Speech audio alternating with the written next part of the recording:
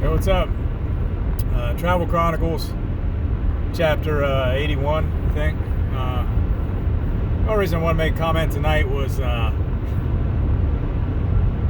face coach with the varsity coach. I don't even really consider him her coach since she's playing reserve, but he put a tweet out yesterday. It's what's the best thing about being 2-0, right? Because that's what the girls varsity team is. They're 2-0.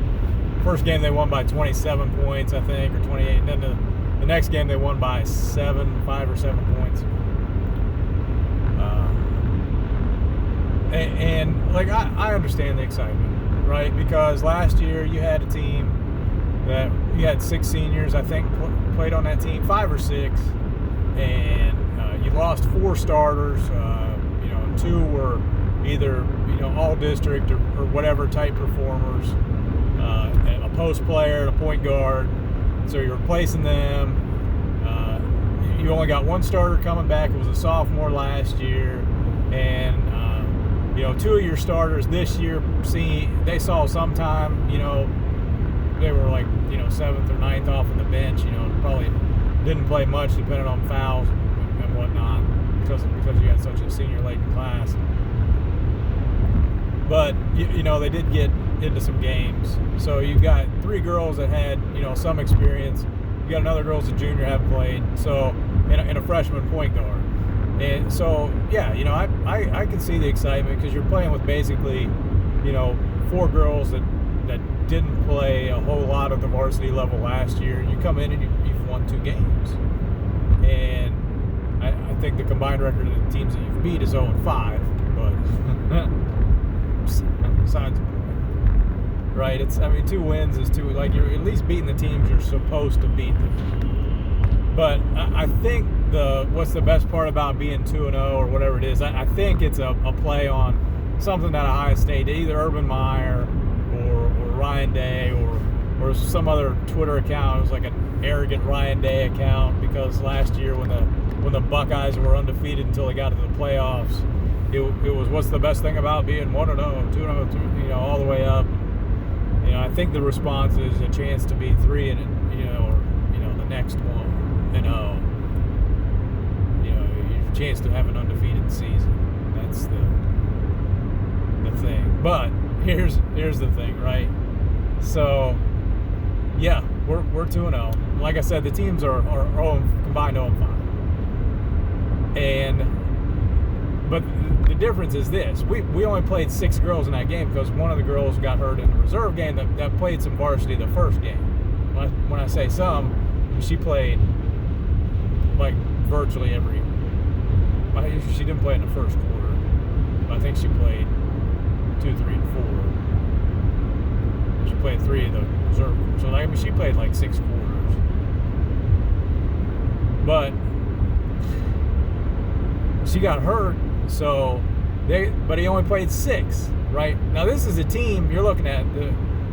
You have no seniors on this team. The 2 seniors that would have came back probably wouldn't have started, maybe wouldn't have contributed that much on the varsity level anyway.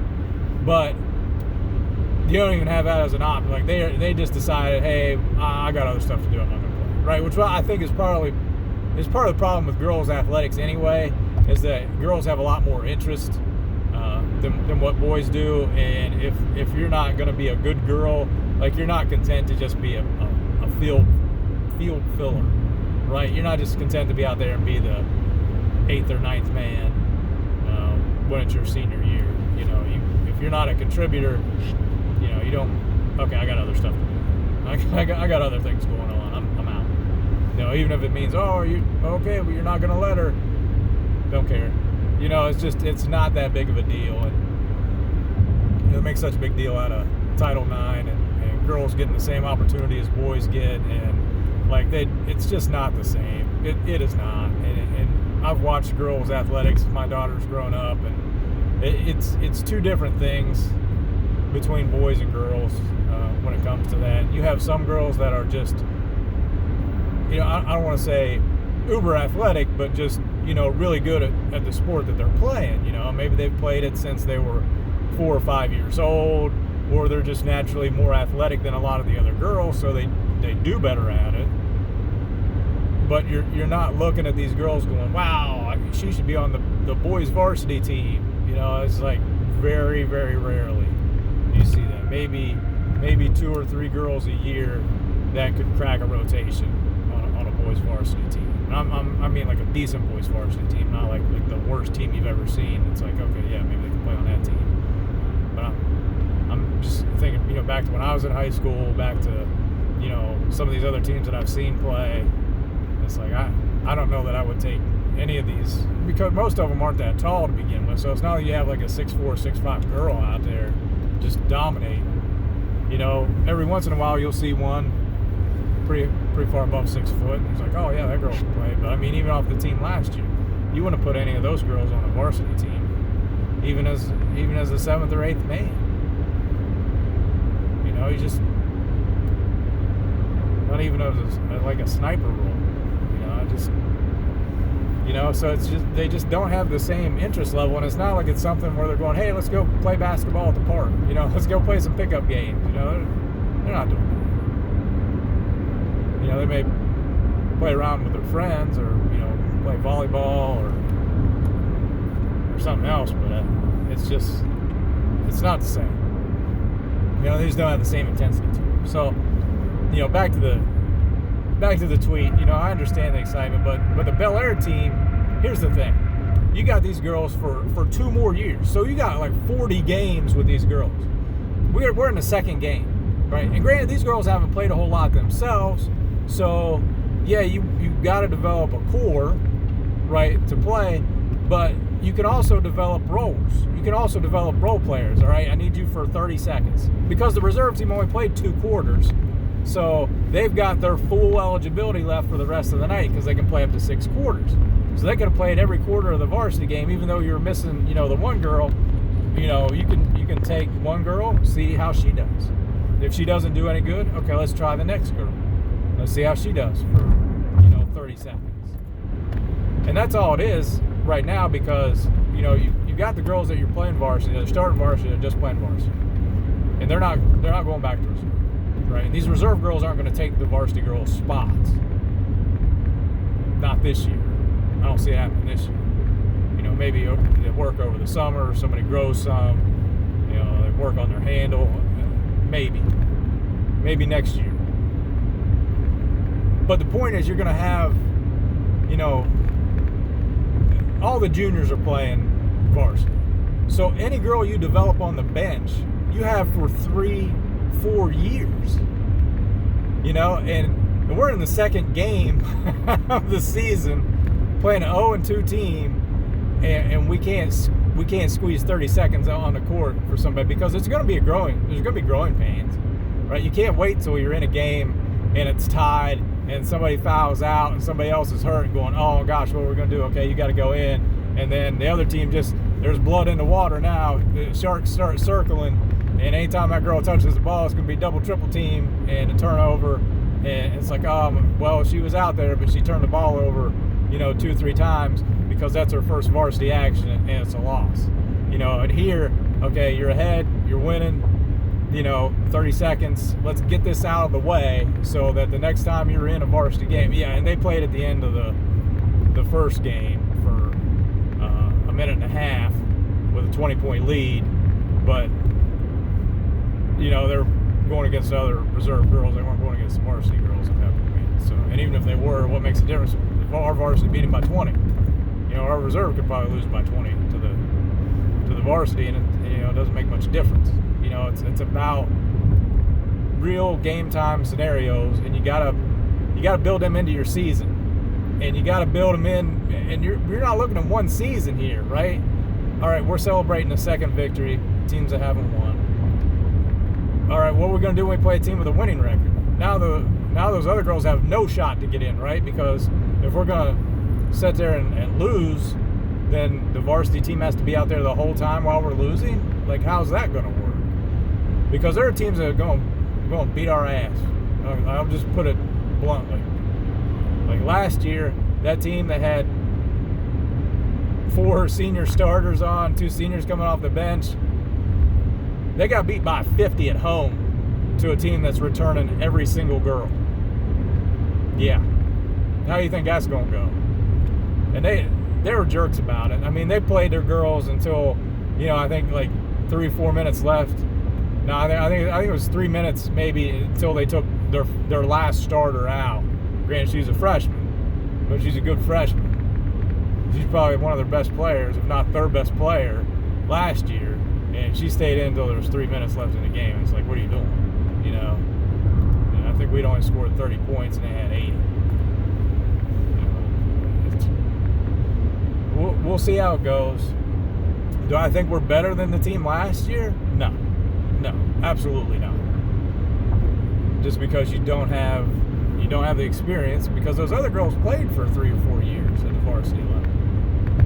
And always you got one starter that played 1 year, and the rest of the girls have come off the bench. Some. Them other girls started 2-3 years. So you're not just gonna, swap out that experience and be all right. It's another thing. Get that experience early, get them jitters out of the way early for as many girls as you can, because there's going to come a game where, okay, that sub ain't any good tonight. How's the next one? And you don't want to go through that cycle every time when you're trying to find somebody where you have a winnable game, and especially get to the postseason. Like we could have been building for the postseason right now, but we're celebrating being 2-0, and I don't like that. And I mean, even if they would have done terrible, even if they go in and turn the ball over, maybe put them in on the defensive end, because the other team still has to score. So if you're in a half court set, the girls, you're playing a zone. You've committed to a zone because of the personnel that you have, which is fine. Playing a zone in high school basketball is fine. You can put a girl out there to play a zone and play in one spot. And if they score, okay, fine. They may have scored with the other girl out there anyway, but at least you got 30 seconds of rest.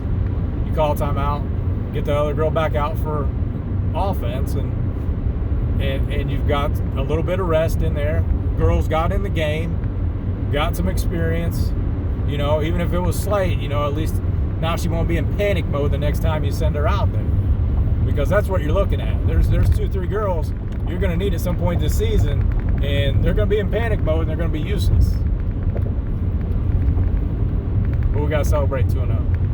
2-0. Got to celebrate. Because I look at big picture. That's how I'm built. Nobody cares if you win a game in December if you win games in March. You know what I mean? You're going to have to pay for it at some point. You got to pay for it. And what I seen Bellaire doing, they were paying for it, right? Because the next time we play them, they had a bad first 5 minutes of the game. The next time we play them, if they play us even the first 5 minutes or near even, they're going to beat us. They're going to beat us, even on the road, because defense travels, and a pressing defense will travel, and they're committed to their system, right? Their system is, we're going to press. We're going to send 2 girls at the ball in the backcourt, and the next 2 girls are going to play the pass, and then they're just going to keep running at you until you either get across half court or turn it over. And then they're going full speed to the basket the other way, and that's their system. And they play enough girls to run it. They'll put 9, 10, 11 girls out there and say, this is our system, we're going to run it. That's why they could only play half a reserve, because they needed the quarters for the varsity game because he's playing them. It worked. You can get wins in high school basketball playing that system. There is a certain limit to how far you can go playing that system, in my opinion. Eventually you'll play a team that can handle the ball, maybe has taller guards that can look over the top and make plays, or maybe some good wings that can, turn and make a quick decision. A team that's really good at beating the press, and then you're toast, because you're not going to have the opportunities at easy baskets. You're going to have to work for everything in the half court. And, the other team, if they're beating a press, they're maybe getting some easy baskets on their end. Or if nothing else, you're running around like crazy. You're going to be out of position. They're going to get some easier shots or easier opportunities in the half court, just because people are running around on defense. So that's like I seen that and I was just like, yikes. You know, I would love to reply to it and put something down, but I know that's bad. And I just like watching that game, like even if the other girl comes back, you know, maybe we get a little deeper rotation, maybe we'd be okay and we'd still win that game. But if we play with the same 6, we're losing that game. If we play tonight, we may lose the game. But we'll see. But I'm gonna record that, just mark it down, and we'll see if I'm right or not. All right, that's all I got for tonight. Be careful, stay COVID free. Later.